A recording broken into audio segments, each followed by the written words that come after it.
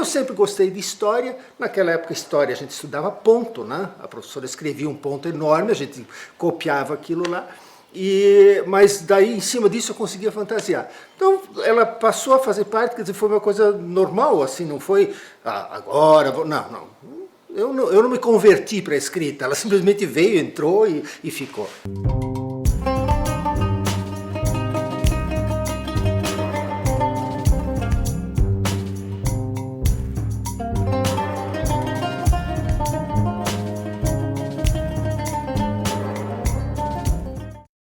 A poesia entrou sim antes da crônica na minha vida, mas ela foi um tanto resultado de redação em escola e esse tipo de coisa, de jornalzinho mural em escola, então sempre essa prática da escrita. E a poesia, ela veio daí bastante como consequência disso, né?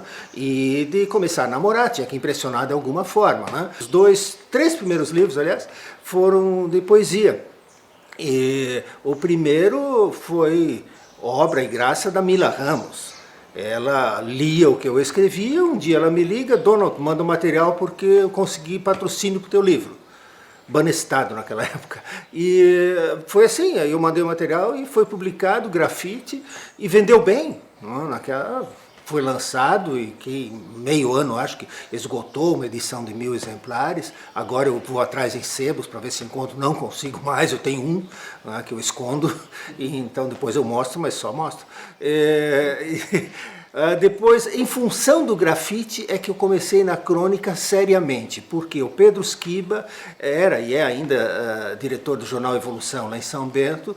Ele gostou do livro e me convidou para fazer uma crônica semanal, isso em 1992, 91, 92, eu não lembro exato.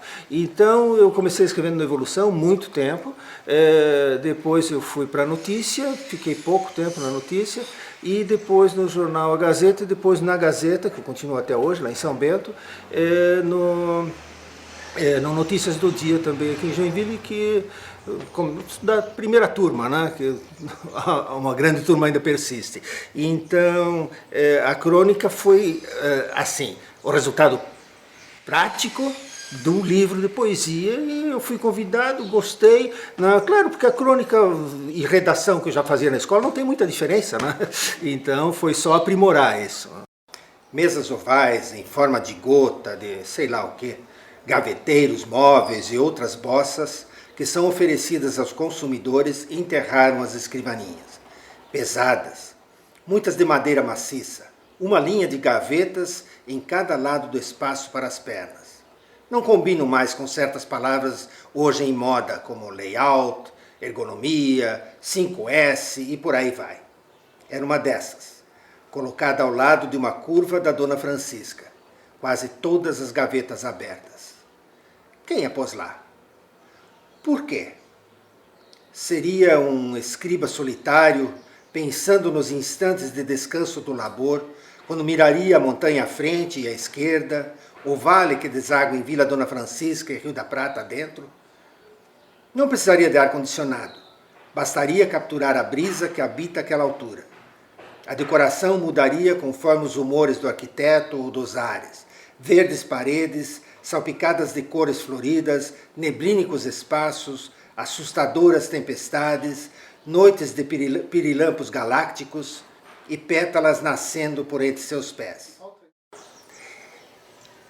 Agora deixa eu falar do ponto de vista de leitor. Como leitor, eu acho que é fundamental. Qualquer jornal que eu pegue, eu primeiro vou ler as crônicas. Depois eu vou ler as notícias, não? E por último a página policial, quando leio. Então, às vezes se fala, não, mas Machado de Assis não é conhecido por suas crônicas. Mentira! Ele começou a ser conhecido por causa das suas crônicas, porque era isso que era publicado. O pessoal não saía à rua para comprar um livro de Machado de Assis. Eles viam nos folhetins, nas coisas ali, as crônicas dele.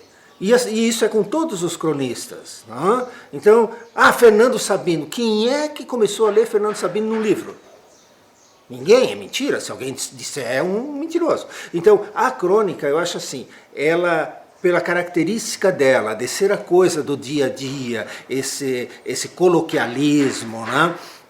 Essa forma simples de se comunicar, eu acho que ela abre as portas realmente, né? Como ela trata de coisas mais coloquiais, né? É mais fácil entender. E você pode ser profundo, extremamente profundo numa crônica. Volta e meia eu abordo assuntos filosóficos do meu ponto de vista e eu vejo que as pessoas entendem, né? Agora pega um livro de filosofia dessa grossura, começa a ficar bem mais complicado. Então eu acho que assim, o papel da crônica, até como ela ajuda a formar opinião, com certeza absoluta, ela abre as portas para a literatura, ela é um portal enorme de manifestação de opinião, né, dos cronistas. Eu acho que isso é fantástico, né? Então, e ela está acessível, ela está lá todo dia. Você compra uma crônica por R$ 1,50, R$ 2 por dia, ou até mais crônicas por esse valor.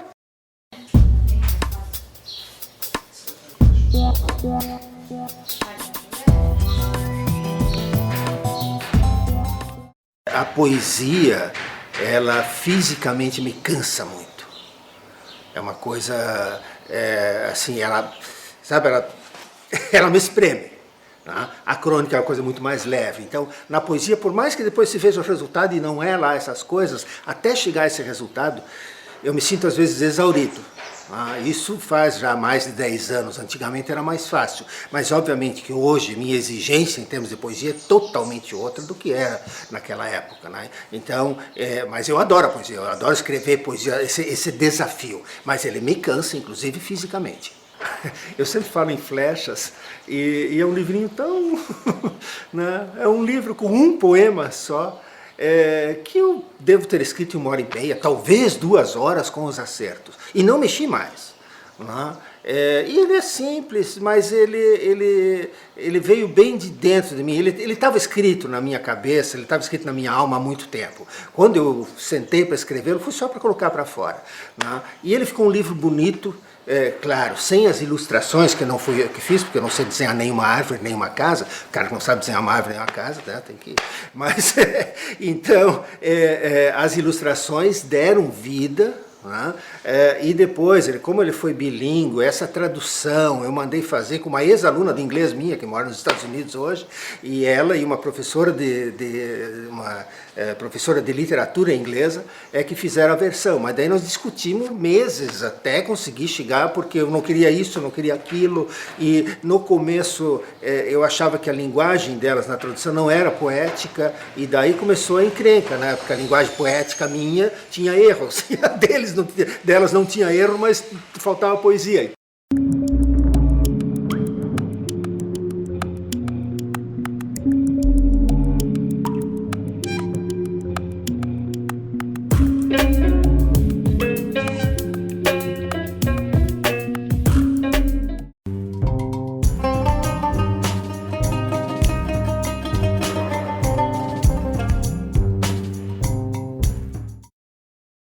A revolução industrial, talvez não tão tecnicamente, né, mas conceitualmente, ela ainda dirige o mundo. Meu ex-sogro, mas é um baita amigão meu até hoje, né? A gente sempre conversa quase toda semana. E daí uma época, quando eu viajava muito, né? E a trabalho, obviamente, então eu cansava, cheguei aí em 4 países, praticamente num final de semana, e coisas loucas assim, né? Aí ele, essas viagens, tudo, ele é bem polacão, assim, e para o estrangeiro ainda. Mas você não trabalha? Então esse conceito é um conceito que permeia ainda a sociedade, especialmente em cidades. Por que aqui é Manchester ou Manchester, né? Não é bem um exemplo de uma boa cidade na Inglaterra, né? É poluída, é um monte de coisa. Tá? São Bento também, uma cidade feita no centenário de São Bento, o slogan era uma cidade feita de trabalho. Então, mas o conceito de trabalho é que está muito arraigado com a coisa de produzir. E produzir alguma coisa intelectualmente não entra nessa conceituação, né? Então, por isso, né, que eu acho assim, a cigarra, olha, primeiro o exemplo de vida da cigarra, né? Ela fica hibernando um baita de tempo e quando elas saem, né, saem todas ao mesmo tempo. Por quê? Porque os passarinhos vão matar quase todas. Para salvarem algumas, todas se dispõem ao sacrifício. Né? Então, e ela canta. Então, imagina um mundo sem canção. Então, a canção é trabalho tão digno quanto qualquer outro trabalho. Né? E isso nós precisamos, acho que, e nós que escrevemos, principalmente, nós precisamos enfiar isso na cabeça de todo mundo. Né? Então, a produção pode ser bonita, pode ser não sei o quê, não sei o quê, não sei o quê, pode e tem que ser. Né? É necessária, obviamente, senão não haveria vida. Né? Agora, sem a arte, sem gostar do que fazer, meu Deus do céu, será que, né, para os religiosos, será que é para isso que nós chegamos aqui?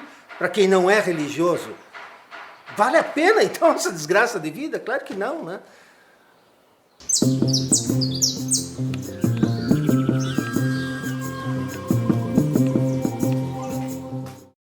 São Bento é uma cidade que tem 75 mil, talvez 80 mil habitantes, né? Joinville passou dos 500 mil. Então são duas cidades que, embora ligadas por um cordão umbilical chamado Dona Francisca, né?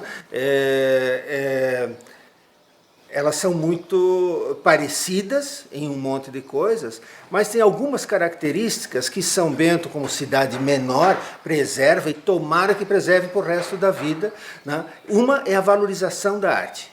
A música lá, se você pega a programação cultural de São Bento, todo dia tem alguma coisa. E tem plateia todo dia. Então, coisas que a gente faz em São Bento, se fizesse aqui, e que lá, né, é um sucesso muito grande, aqui fica mais difícil. Mas por quê? Por quê? Porque eles se interessam pelo fazer artístico. Né? A cidade como um todo tem ainda esta característica, que vai, infelizmente, já mais para os bairros e coisa já diminui, né? Mas ainda existe. Joinville também tem isso, mas em núcleos menores que não interagem. Então, a literatura aqui agora está dando um passo imenso, imenso mesmo. Tomara que isso se reflita em cada família. E que o pessoal daqui comece também, o pessoal em geral, né, todos comecem a colocar a arte no dia a dia deles, no almoço deles, que faça parte dos pratos deles. Né? Então, eu não estou dizendo que São Bento, por exemplo, é um paraíso e aqui Joinville é um inferno. Não, pelo contrário, acho que Joinville está crescendo muito, né, nesse aspecto, mas proporcionalmente ainda a diferença é abissal. Né? E tomara que Joinville, com esse trabalho que está sendo feito agora, que a gente consiga, eu me incluo também como responsável por isso, né, que a gente consiga fazer, como eu disse antes, fazer com que a arte, a literatura, enfim, faça parte do cardápio diário dos joinvilenses. Como se sente quem criou milhões de borboletas? Como dono de um jardim mutante e voador? Se for isso, Ivo Rank seria invejado por Nabucodonosor com seus jardins suspensos, pois cria perto de 200 de espécies.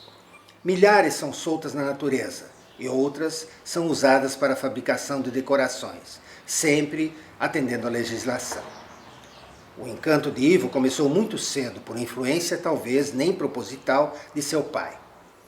Quase 7 décadas depois de ter construído seus primeiros viveiros, continua fascinado por elas, agora com muito mais conhecimento.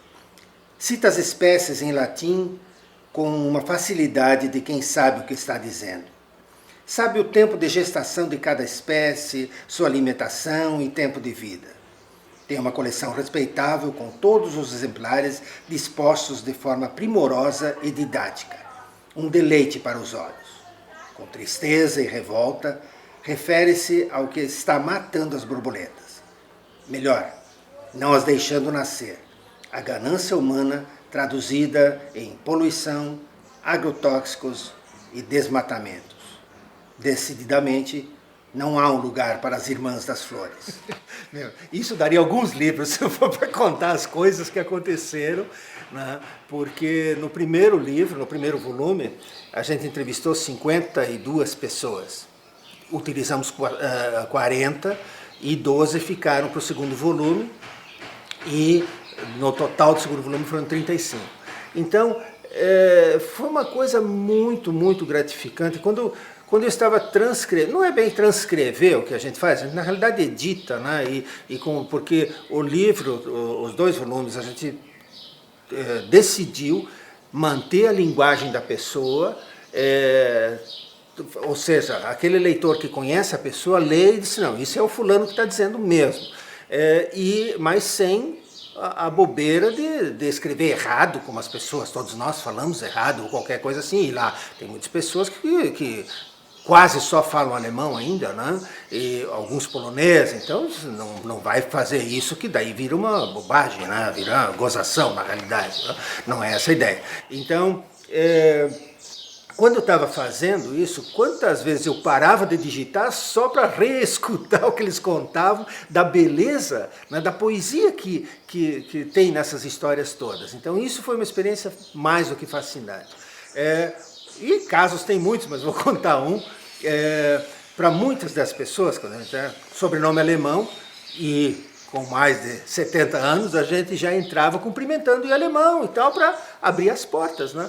E a dona Anna Schlagenhofer estava na época com 83 anos no primeiro volume, agora está com 86, então. E eu cheguei um pouquinho antes do fotógrafo, do Márcio. Normalmente chegávamos juntos. Aí cheguei um pouco antes, comecei a entrevista, nisso o Márcio chegou. E Schlagenhofer, claro, alemão, né, já.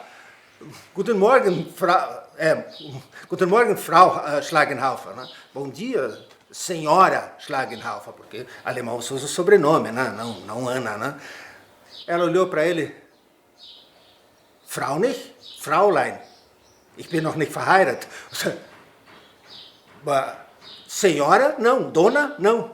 Senhorita? Eu ainda não casei.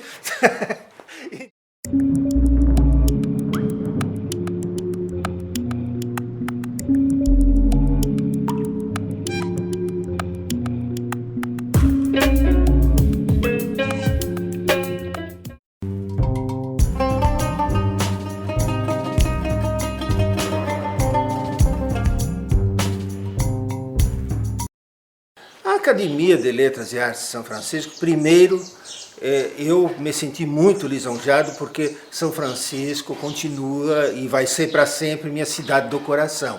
Eu nunca morei lá, nunca nada, mas eu tenho assim um carinho, não dá para dizer que é atávico, porque eu nasci em cima das montanhas, minha família nunca foi do mar nem nada, mas eu tenho uma coisa, uma ligação muito forte com São Francisco. É ligação de sentimento mesmo, né? Não tem nenhuma razão lógica para isso. Então, quando fui convidado para a academia, para mim foi assim uma honra realmente, né? Agora, que isso tenha mudado muito minha vida, não. Né? Óbvio que conheço mais gente, isso é ótimo. Agora, daí, livros editados pela academia, tudo isso. Né? Agora, o que mudou foi isso, mais relacionamento, mais livros com eles, vendo as pessoas também publicando livros por causa da academia, né? Essa interação com esse pessoal, isso tudo óbvio que isso é mais. Agora dizer que isso foi uma mudança radical, não, nem pode ser, né? Não é essa a função, né? Ela não é uma igreja salvadora de ninguém. Né?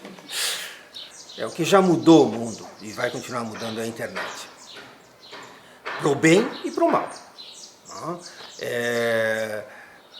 Antes da entrevista conversávamos, né? A escola, teoricamente a escola não deveria ser responsável, ao menos responsável integral pela educação de crianças. Mas hoje, se a escola não faz, ninguém mais faz. Os pais não fazem. Antigamente, os pais não faziam por causa da televisão. Hoje, é a televisão, é não sei o que, não sei o que, não sei o que, e os filhos ou os próprios pais estão onde? Na internet. Então, eles não conversam mais. Então, que valores estão sendo passados para essas crianças?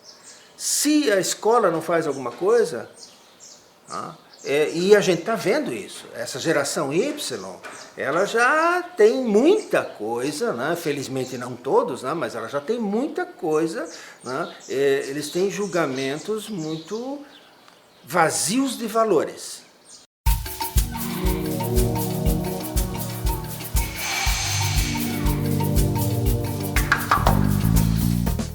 E a internet, então, ela afasta, essa é uma coisa. Ela, por ser tão rápida, ela faz com que o nosso sentido de tempo, mesmo nosso, mas os mais velhos, o nosso sentido de tempo mudou por causa da internet. Antigamente, se você quisesse falar com alguém, você tinha que mandar uma carta. Depois você podia telefonar, mas para ligar de São Bento para cá, quando eu tinha 20 anos, levava um dia inteiro. Uma ligação de São Bento para Joinville. Agora, se a gente vai ligar para o Japão e da linha ocupada, a gente fica louco. Então, o sentido de tempo mudou por causa da internet. Isso pode ser bom para algumas coisas, mas é ruim para as outras, porque a gente está cada vez mais escravo do tempo. E isso é uma coisa que naturalmente aconteceu, por causa da facilidade, da destreza, da rapidez das informações e assim por diante. Agora, claro, ela traz um monte de coisa boa. O acesso a conhecimento instantâneo, que tem o lado ruim, porque essa instantaneidade também pode ser de descartar instantaneamente, mas por outro lado tem esse acesso. Você quer saber qualquer assunto, o São Google está lá para te ensinar. A gente, assim, entre pessimista e otimista, eu tenho um filho de 12 anos, eu tenho um neto novo, nasceu em julho de 2013, então você ter filhos, você ter netos, é uma aposta na continuidade. Existem até algumas derivações do judaísmo que não acreditam em vida eterna, eles acreditam em vida eterna a partir da sua descendência, por isso essa coisa toda até de filho do primogênito ser mais importante, etc. Bem, de qualquer forma, ter filhos, ter netos é uma aposta no futuro. Mas, sinceramente, eu vejo com muita apreensão esse futuro. Nós estamos acabando com a água, a quantidade é a mesma. 5 bilhões de anos, a quantidade de água é a mesma na Terra. Em o quê? 100 anos, 150 anos, nós conseguimos acabar com quanto por cento da água potável, ao menos, Ela está aí, mas agora toda transformada, Limpei as paredes todas de sua lembrança. Quebrei os cascos todos de nossos momentos. Apaguei da memória os momentos todos de nossos tempos. Tirei você de cada pedaço de mim. Libertei-me, enfim.